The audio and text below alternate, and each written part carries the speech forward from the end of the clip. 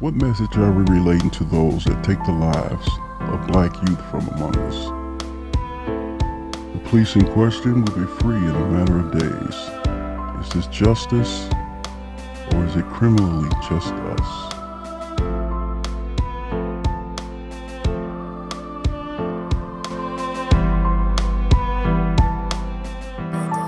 Hello, ladies and gentlemen. Welcome to Report to the People. I'm your host, Geri Patterson, and this is coming up the month of February, Black History Month, and even more than that, part of this is Black History too. We have a new change going on in the city of Chicago. We have so many people running for offices. In fact, a lot of them are going to get out of office to make way for the millennials, the young people. This is the Joshua generation, and we are the older ones are not standing in their way. Many of us are supporting them. We're helping them. We want change. Today is a millennial, they call them, a young person, Miss Alexandria Willis. And she is one of them that is running for an alderman, a new alderman in the 3rd Ward here in Chicago. Amen. We have decided, people across the board have decided that our city council, we have 50 wards, 50 representatives. We are of the opinion that many of them have to go. We do have too many of them. We ought to have to come on one accord, work together in unity for the whole city, not just us black people, the Hispanics and everyone else, Filipino and the whole community of people, and whites. We're going to have to work together. But mainly, someone has seemed like declared war on black people. Right.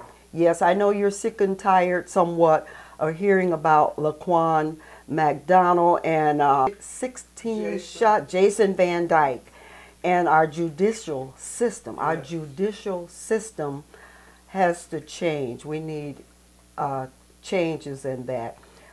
Our city has to stop the corruption, the greed, and our justice system has to be more than about just us. Just us. We need sincere, truthful justice. We are told we watched the videos, but we were told to not believe what we saw. Okay? Don't look at the video, but don't believe what you see. You're looking at me, ladies and gentlemen, believe what you see. Okay? My guest, thank you for coming, Miss Alexandria Willis. Thank you so much for having me. It's an honor to be here. It is an honor to have you in my presence. We have so many young people around this city, in this city, that want to bring about change. They want to do something. How did you get on board? It was a matter of life and death for me. Really? I live in the Bronzeville community now, and we've seen a surge in violent crime. 51st Street is a hotbed of violence, and you know, this summer we had 60 shootings, 10 died in August, and for me that was the last straw. They asked the Black Caucus, they asked my incumbent, what should we do? And their response was lackluster. Maybe housing, maybe jobs, maybe this, maybe that. But for you to be in office for 12 years and not even have a wish list of things that you would like to see done. And we have great organizations in Bronzeville that you could even list off, hey, if we had $100,000 to this particular workforce development, we can get 10 more people off the street. Yes. If we had $1 million for this housing development, we can house this many more people. If we can build Senior Village 2, which is a strategic plan for the Renaissance Collaborative, an organization I'm on the board of, where they want to create a community for grandparents where they're taking care of their dependent children. Because a lot of the youth that are out here running amok and they don't have supervision, and they may be under the custody of a grandparent who just honestly doesn't have the time or energy to keep up with them. So we want to create those support systems. She could have said any of those things, and she said none of them. And I think that was insulting. And I said, you know what, I'm going to put myself out there as an option to my community, that you can have something different, that you can have inclusive government and policy, and that your voices will be heard and taken seriously. I'm running to be a representative, to be a champion, to be a leader, but not a dictator. I want my residents and my community to be involved. I want to hear from them. I think the greatest asset we have in the Third Ward are its people. That's true. That's where we have our moms, our dads, lawyers, we have community developers, we have real estate agents, we have police, we have teachers, we have everything. You have young people growing up. We have young people. You have young people standing watching you. Yes. As I go down King Drive, and especially I like to go at times to our yearly Bud Billiken parade. Not so much to watch the parade. I want to walk through and see the crowd. Sometimes I'll just park somewhere and walk near the little side streets looking at the children that are watching the people in the parade, those on the sidelines. Our children are watching us. They're looking to see what we're doing. They are imitating us. So for a young person to see all of the corruption, dishonesty, dysfunction, even within their own households, their communities, their schools, they're watching that and they're imitating. But when they see young people like you getting angered by things not going right and decide to stand up and do something, they're watching that too. If she could do that, I can too. I'm going to do that. Nothing and no one is going to stop me. Yes, I had the sweetest moment with a little girl on Monday. So CPAC, along that's Civilian Police Accountability Council, and Black Youth 100 and Black Lives Matter and a host of other organizations put together a rally in March.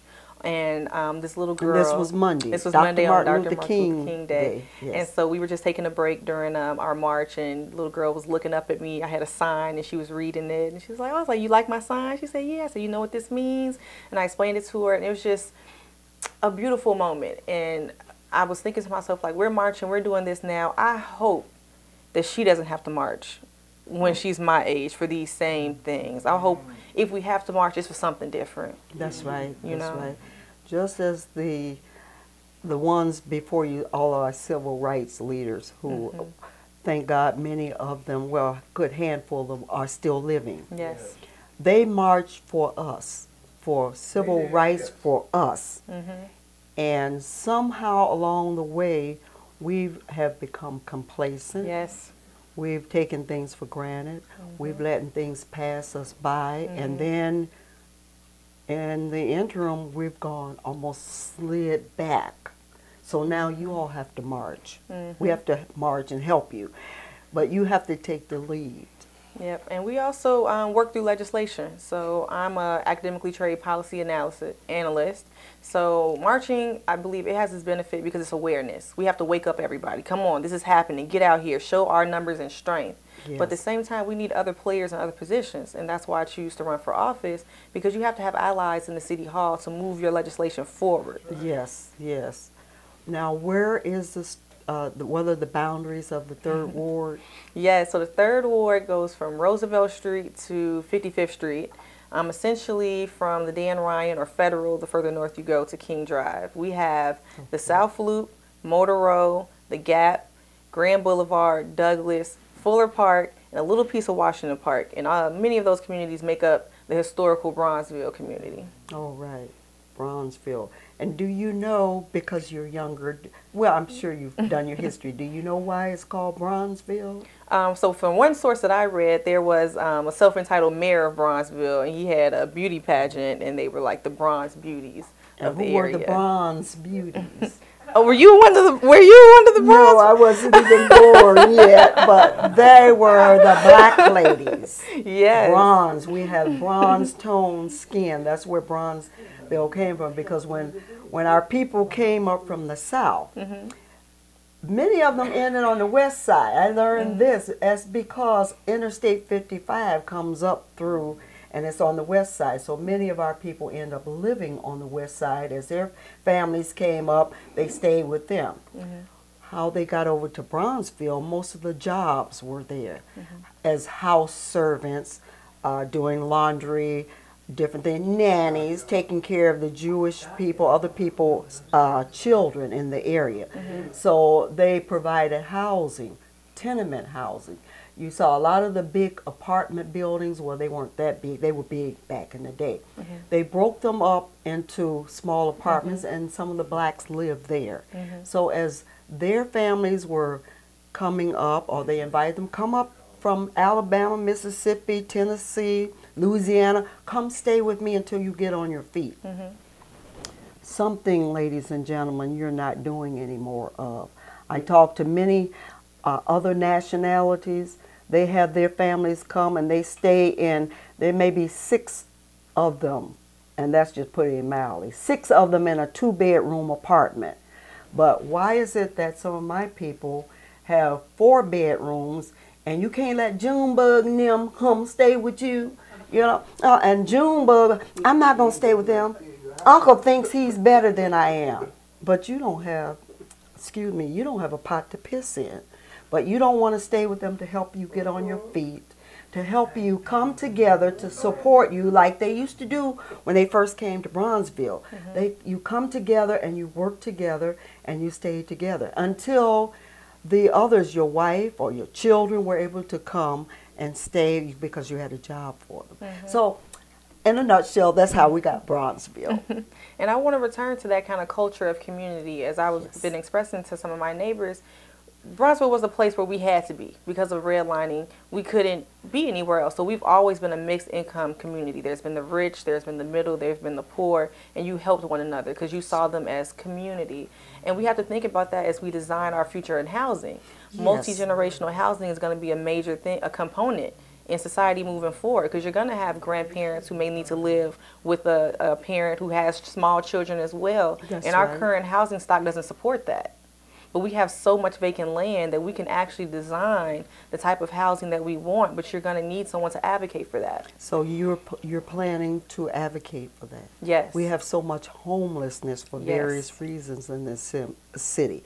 We have a lot of vacant buildings, good buildings, good sturdy buildings that just need someone to come in and rehab. We can use some of that money from the federal government and even from our state government to do these take care of these buildings and have people off of the streets to live in the buildings where they can stay together.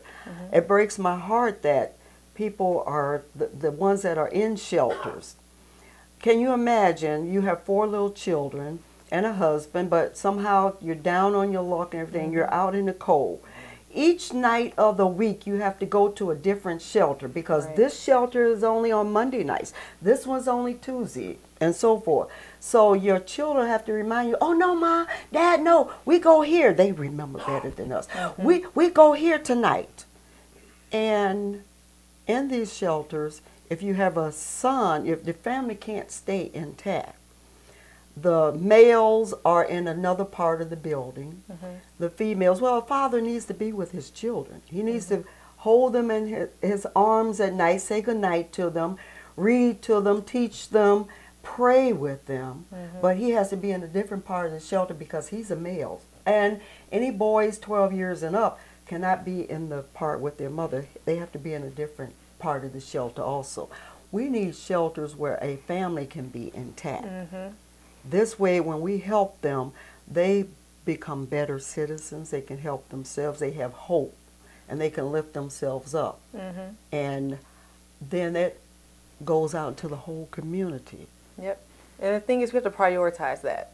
So as I mentioned before with the Renaissance Collaborative, shameless plug. I mean, I love this organization because they've proven proof of concept that you can provide holistic care to people. That's food, that's housing, that's mental health, that's jobs, that's workforce development, and return homeless citizens or housing insecure citizens back to productive citizens. They've had successes, and we need to replicate that model and make sure that we are including families in that plan, because we have unfortunately, a lot of our students are homeless or housing insecure, and it's very difficult for them to maintain their academics when they're having to go from place to place to place, and we have so much vacancy in Chicago. But another thing that we have to combat is that not in my backyard mentality. That's right. Yes, everybody wants to do something about homelessness. We want to fix these things, but not in my neighborhood.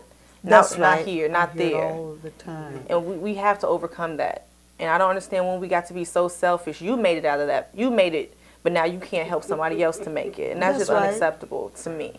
Yes. You were telling me before that you grew up in the area. Your parents, your father came from Robert Taylor Housing Project. I came from Stateway Gardens. My cousins were in Stateway. Stateway Gardens. After your family grew so large, then they built Robert Taylor, so the larger families went there.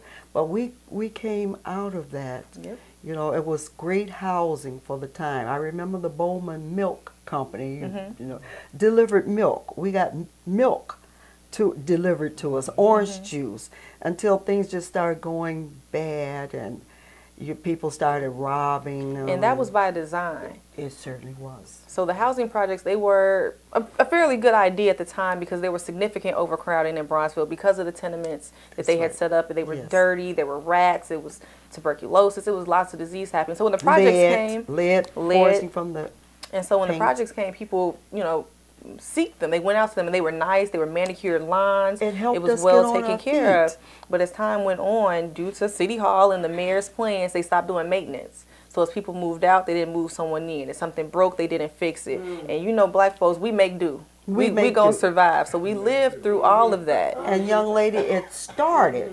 We thought it was a good thing. It had a good thing, as they say, a silver lining in the cloud. It was good. It helped us get on our feet. But it was designed to redline. It was designed to keep us from going too far to the west, to the north, south. It was designed to keep black people confined in a certain area. And look, they mad because they gave us some really great land. They did. So now they're taking it back. And they trying to take it back. They have taken much of it back. So in the Bronzeville community, we had, you know, the State Street Corridor. Yes, we did. So from just about Roosevelt all the way to 63rd, 69th even further was all CHA, all public housing.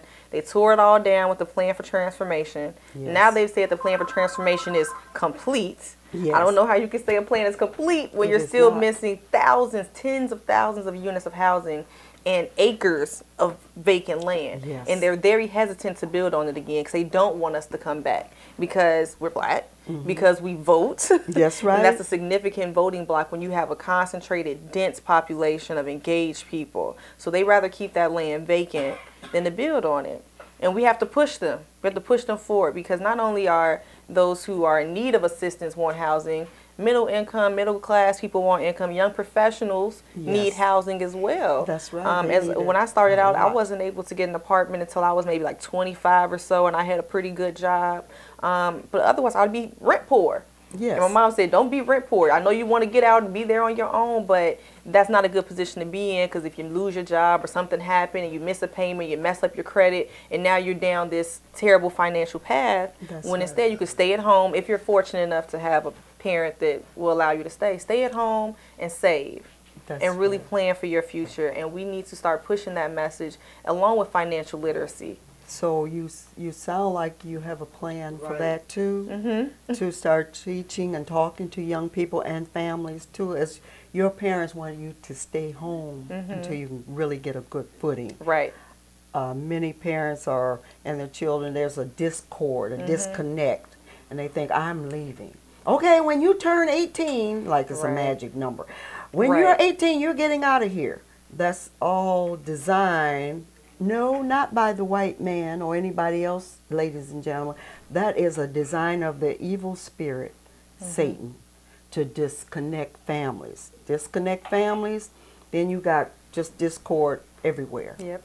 So you're going to try to institute something or help them with the financial literacy. Certainly. There's some legislation moving at the state level to start requiring financial literacy in the schools. But in the interim, we can do it ourselves. I am the type to get it done.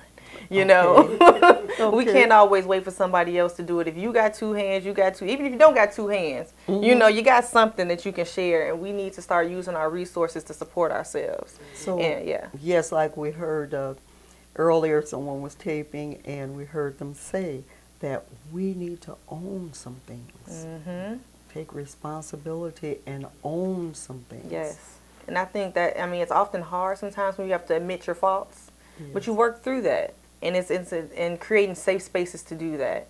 And that's where restorative justice is an important aspect of my vision for the Third Ward, because we have young people who have done wrong. Okay. But we can't just shun them and push them out of our communities, because they still have very close ties to the community.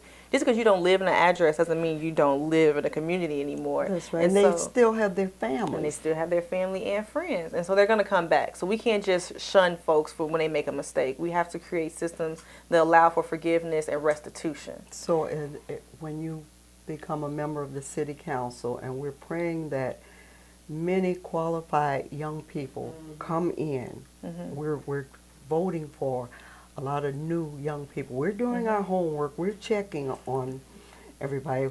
We're doing our homework. We need a new city council. Yes. People that are really looking out for our interests, representing us, the people of the community, not themselves, not each other. We're not looking for them to get caught up in the corruption, backroom deals, not even backroom deals, I call them back alley deals, where they're letting the mayor or someone pay them to not vote on certain issues, to turn a blind eye to truthful things that are going on, and you're going to stand in my face and say, you're doing this for the community, you're doing that for my community, but all the time you're really stabbing me in the back and robbing me blind. You're taking resources from my community to line your own pockets. Yes. Yes, we've had that in the Third Ward as well with our TIF districts. Amen. Money from that comes. I'm particularly upset about this because of the TIF that I paid into. You know, that money left my community and it went to a project in the South Loop. The South Loop doesn't need money from 47th Street. That's right. 47th Street needs money from 47th Street. That's right. And we have lots of excellent bones, the structure for our economic corridors with just a little bit of investment. We, you know, black people, we're multipliers. We are. We're and we magic. Need more businesses, Yeah. more small businesses in all of our communities, which have gone by the wayside. Yes. We're fortunate in this cycle, coming up in the election cycle, that there are a lot of young challengers, and we are supportive of one another. We've created a brand new council, and it's essentially other members from different automatic races, and we've essentially decided that we are not we're for term limits. We decided we will take ourselves out of office after 3 terms, that we won't take corporate PAC money, that we will focus on youth initiatives, that we'll focus on transparency and ensure that we're having town halls for our communities. Yes. Each community, as I listed, there's several in the Third Ward, so I would have to several meetings. Okay. And we're going to move forward in the way of light. All right. You know, and we have each other for a support system. I don't think that's ever been done in the city of Chicago, where you have challengers coming together and saying, listen, we're tired of this, and we're ready to fight for our communities as candidates, as challengers, as millennials of the future of Chicago. And we've put ourselves out there. And God willing, February 26th, we'll clean the house. Yes, we'll clean the house. Get your brooms ready, ladies and gentlemen. And sweep. And sweep. We're going to clean house. We are sick and tired of all the racism, the greed, the corruption. These representatives hear us. They hear us. We have town hall meetings occasionally, usually at election time, re-election time. They hear us, but they are not listening to us. They don't listen, and they're supposed to represent us. Exactly. You know, and here our businesses are failing left and right. Buildings being torn down that could be revitalized. That is the biggest disgrace when we tear down buildings, because we're never going to see that type of architecture anymore. We're not going to have those full brick houses anymore. It's going to be majority siding or some other type of material. So that does not last long. Does not last long, and it's also cheaper to rehab than to build new construction. So you're essentially making it even more difficult for us to have pathways to ownership when you tear down structures to make us then have to buy new. Wow, that's something. Ladies and gentlemen, you're listening to a young millennial, Alexandria Willis, and I'm young Geri Patterson, and we are going to take a quick break, and we'll be right back. Do you know your punch number yet? 61. 61. All right. Number 61, Alexandria Willis, for Alderman of the 3rd Ward. Okay, we will be right back. You're watching Report to the People. It is now without doubt that public officials knew of the well-hidden facts, the facts concealed from the taxpayers. Welcome back, ladies and gentlemen. You're watching Report to the People. Yes, this is election time, and we have so much that you need to apprise yourselves of. Don't just listen to a little bit, oh, I'm going to go vote. You have a duty to vote. Your voting is your voice. You have to speak with your voice. Let your voice be heard by going to vote. Early voting starts January 29th, and it goes until the it cuts off, but voting is February 26th, correct? Yes. Tuesday. Let your voice be heard. We need to sweep and clean house. We have so much that we need done in our communities. We were even we need new aldermen. We need a new city council. Young lady, I know you have Alexandria Willis, ladies and gentlemen. We have so many millennials that are running. You have shoulders to stand on. You have commitments to make that you're going to do. We have aldermen and women that were supposed to be representing us. Somehow during the course of their season, they got sidetracked. They started almost being selfish or got caught up in what's going on. I know we all need money. We all need money, but let's get it honestly. Backroom deals. How can you, I realize that, ladies and gentlemen, look in the Crusader newspaper, look in Google it, and read the whole article, the information that they got. And it's there for you all to see. You missed it. Many of our aldermen took money from the mayor for supposedly campaign money to just turn a blind eye to things that need to be done. We have aldermen that we thought were supposed to do, take care of the best interests of our community. Here you want to put a building, some sort of building in the community simply because you got a large donation from the developers. But it was not in the interest of the community. They didn't want this building, but you're going to kind of try and railroad them. These things, when you don't listen to the people in your wards, then you're going to be out. They mentioned Tasha Harris, what is it? Anthony Beal.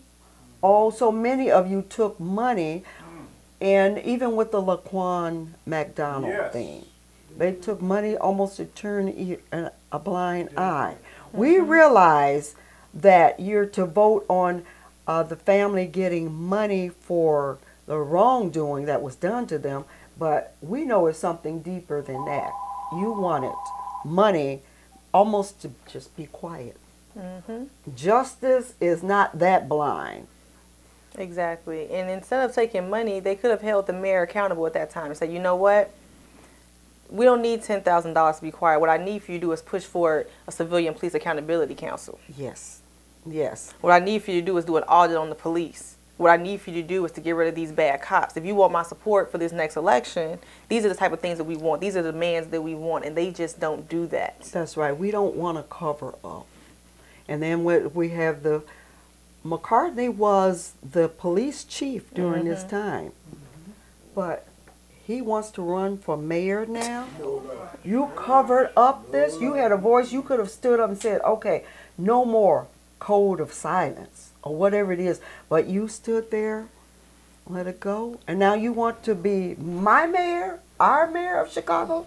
I don't think so. And our current police chief isn't much better. No. According to him, he's never seen racism in the police department. He hasn't? I don't know how that's possible. You think for some reason, somehow he was, where's he standing in the corner somewhere and missed it? Even Sam Greenlee wrote about being the spook who sat by the door. Yeah.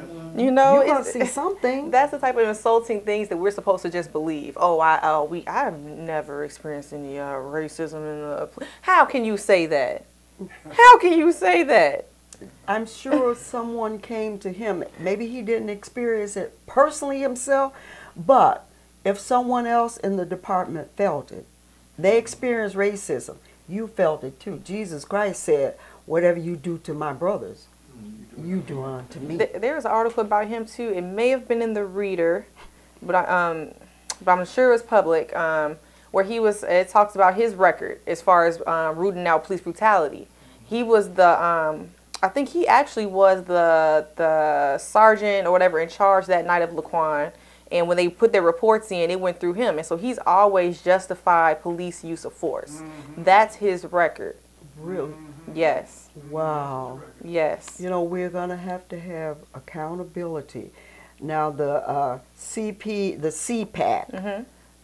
the Civilian Police Accountability Council. So we need that. So you're a part of that too. You want accountability. Yes. And I want some type of enforcement mechanism in that legislation as well, because it's not enough to say, oh, we found that there's a problem. We need the tools to be able to fix the problem. We need the authority to say we're going to dismiss police now. Yes. And anybody else in city government that does wrong. We need our federal government to come in and do an investigation of everything. Yeah, we need auditing. We need significant auditing of city services in Chicago, because Chicago is not broke. No, it's not broke. We used to have the model, and a friend of mine coined that, the city that works. Yeah. Miss Merriweather. Yeah, she, the city that works. We used to work. Well, some of them, they work together. But we need a city that works together, all of us. Even all of the people of Chicago needs to work together. Stop being crabs in a barrel. Because the thing is, whether it happens in Bronzeville or Inglewood or Roseland or West Garfield Park, it affects the city as a whole. It affects our standing in the nation and globally. We're missing out on tourism dollars. We're missing out on new employers coming to Chicago because of our reputation. We cannot continue to disinvest and neglect huge swatches of our city. Yes. We have economic engines that are sitting rusting in our communities. So you are going to see about that happening. You and so many other millennials that are going. People, stop standing in the way of progress. You're standing in the way of the next generation, the generation that is going to save you. Yes, they are going to save you. We are to be the protectors of our children, of the next generation. We've done that. And now we have a generation that has risen to the top, that's ready to go. So, Alexandria, Willis, we thank you. Yes, we all are going to go with the Lord. We're not going to perish for lack of knowledge. We're going to work together. We're going to support you young people to take the helm and do the best you can. Joshua and Caleb are not going to leave us out of the promised land. Some of us older ones, unlike Moses, we're getting angry, indignant, anger and all that, but we are not going to be left behind. We're going to facilitate these young people coming in to represent us and the next generation. We are going to make this city, all the cities across the nation. In fact, we're going to be the example, I believe, of the city that really works, and we're all going to work together and have a better nation. Then you can truly say, this is a nation under God. Yes. Churches, I leave that charge to you, because churches, all of you who are so-called ministers, all of us have the charge. It is on us to take the lead. God has given you that. You're watching Report to the People, and I'm Geri Patterson, and I thank you. Thank you, young lady. Thank you so much for having me. You're welcome. What message are we relating to those that take the lives of black youth from among us? The police in question will be free in a matter of days. Is this justice, or is it criminally just us?